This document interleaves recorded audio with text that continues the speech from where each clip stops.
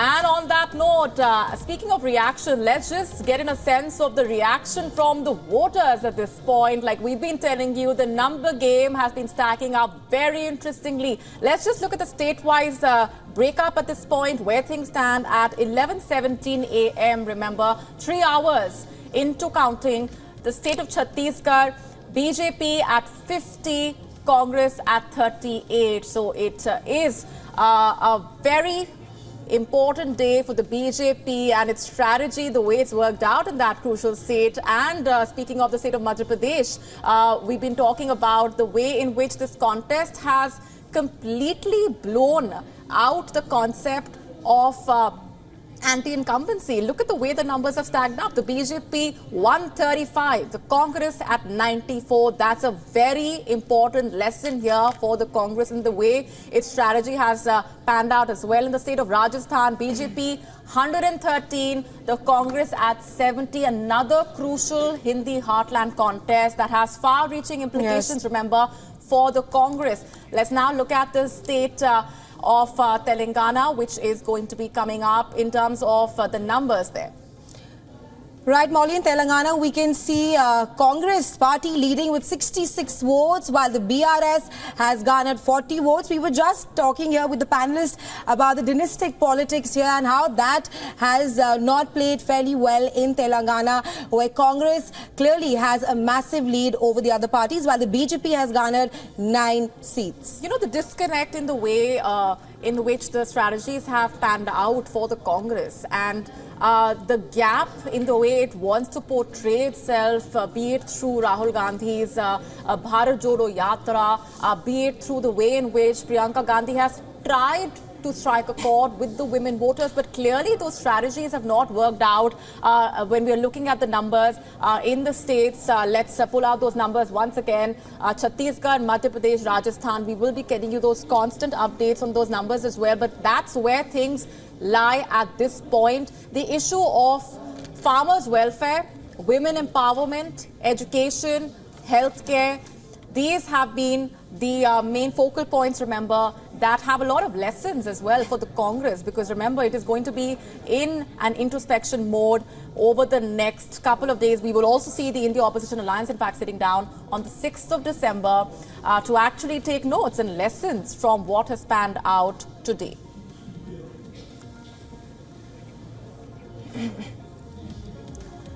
Yes.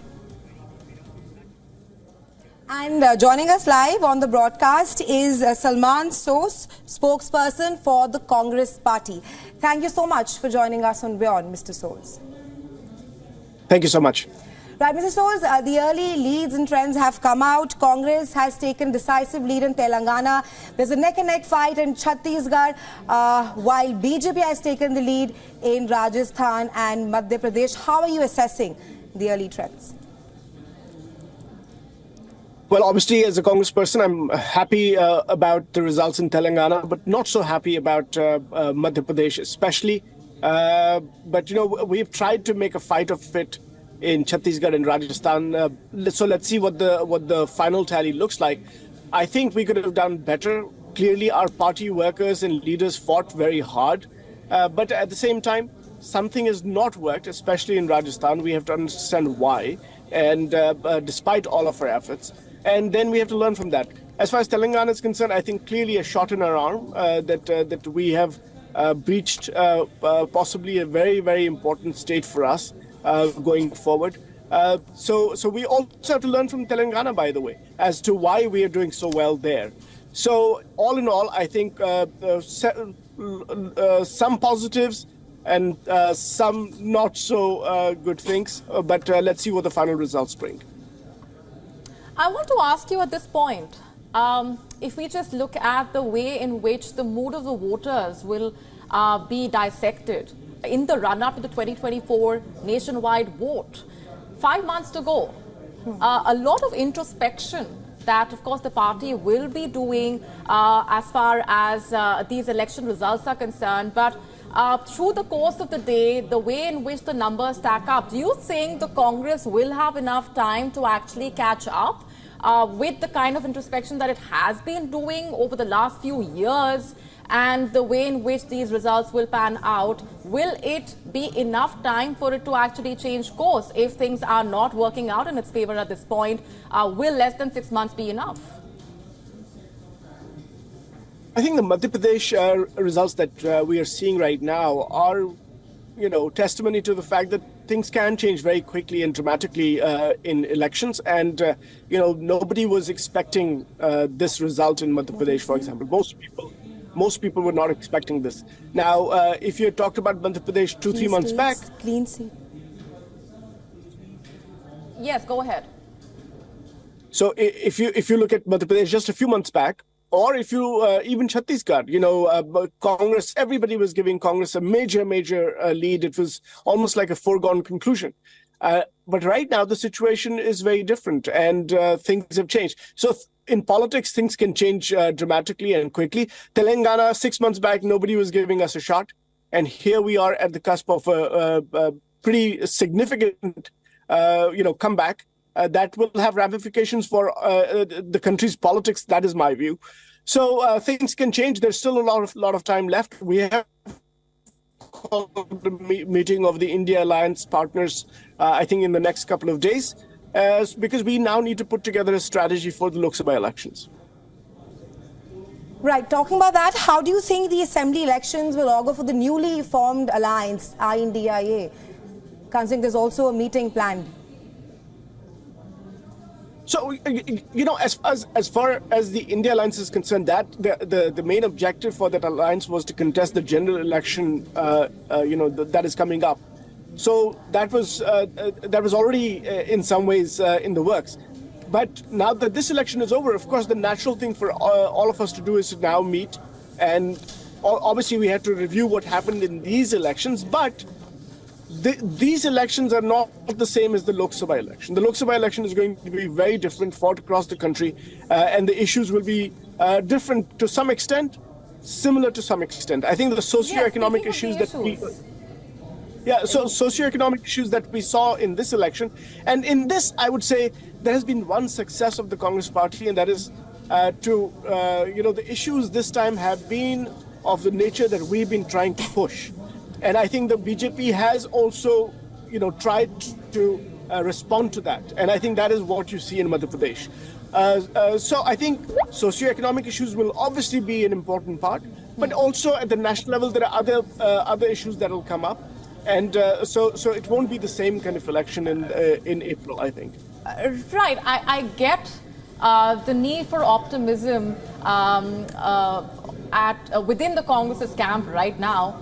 But given the way things are panning out in the crucial battlegrounds of Madhya Pradesh, Rajasthan, Chhattisgarh, that sense of optimism that the Congress had in the run-up to the election seems to be fading away given the numbers that are on our screen right now. At the same time, the issues like farmers' welfare, the issue of women empowerment, do you think that these are strategies that the Congress has, should now at least, take a closer look at when it comes to changing its course of action, perhaps? Because these are national issues as well, let's face it, because the Congress has tried to focus on these issues in the state-wise elections as well, but at the same time, they have not quite worked out.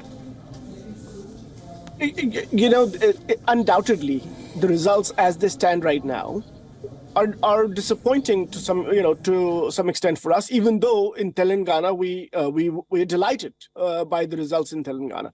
But we really need to see what the final results are in these other three states. But when I look at, for example, Rajasthan, if you remember in 2013 when the BJP won in Rajasthan, we were relegated to a very distant second place.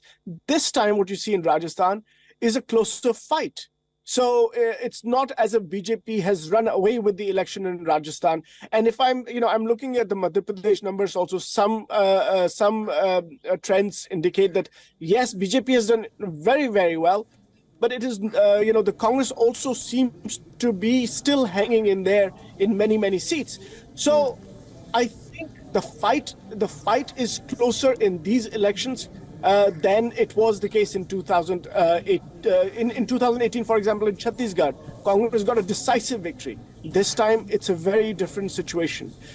So in Telangana, in 2018, BRS got, or TRS then, got a decisive victory, 88 seats or something.